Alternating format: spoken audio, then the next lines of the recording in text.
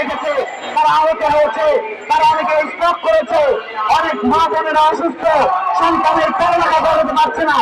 এই যে অবস্থা, সেই অবস্থা কিন্তু তারা কোনো কর্ণপাত করছে না।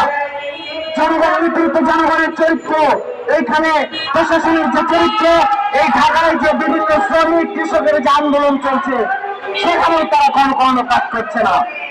প্রশাসন বরাবরই এই মালিক পক্ষ এবং এই সমিতির দালালদের সেই ডাক দিয়ে যাচ্ছে, তারা নাকি তাদের ধরবে, কিন্তু আমরা দেখলাম তারা কিন্তু তাদের ধরতে পারছেন না।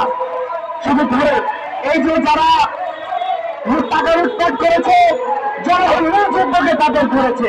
তাই বলতে চাই, আপনারা যে বাহিনী করেছেন, মাথাগঞ্জ একটা সেনাকান্ত করে উঠেছে দেখলাম, কিন্তু সেই সেনাকান্তের কোনো কার্যকারিতা দেখতে পাচ্ছি না।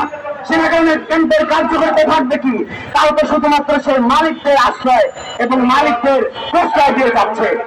তাই বলতে চাই, জনগণের দাবি আদায় হওয়ার আগ পর্যন্ত দুর্বল গণ আন্দোলন গড়ে তুলতে হবে এবং এই গণ আন্দোলন গড়ে তোলার ক্ষেত্রে বিপ্লবী ছাত্র যুব আন্দোলন শুরু থেকে যেমন ছিল, ভবিষ্যতেও থাকবে।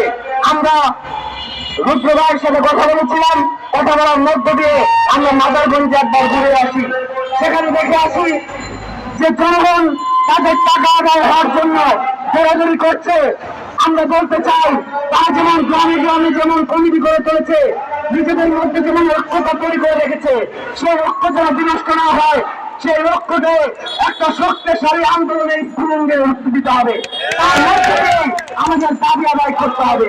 প্রশাসনের মতজাত যে রাষ্ট্রনীতি আমরা দেখলাম, চূড়ান্ত গণঅভ্যুত্থান হয়ে গেল, গণঅভ্যুত্থানে অনেক ছাত্ররাই আত্মত্যাগ করেছে, সেই শহীদের রক্তের উপরে তারা বেঙ্গালি করছে।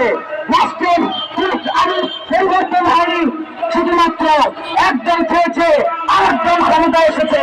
এ কারণে দেখা যায় বর্তমান অন্তরীণ সরকার বড় বড় দালাল, পুঁজিপতি এবং ব্যবসায়ীদের স্বার্থ রক্ষা করছে, বিদেশের সাথে চুক্তি করছে, ভারতের সাথে চুক্তি করছে, মধ্যসামরিক পররাষ্ট্রনীতি নিচ্ছে, ব্যবসায়ীদের স্বার্থ রক্ষা করছে।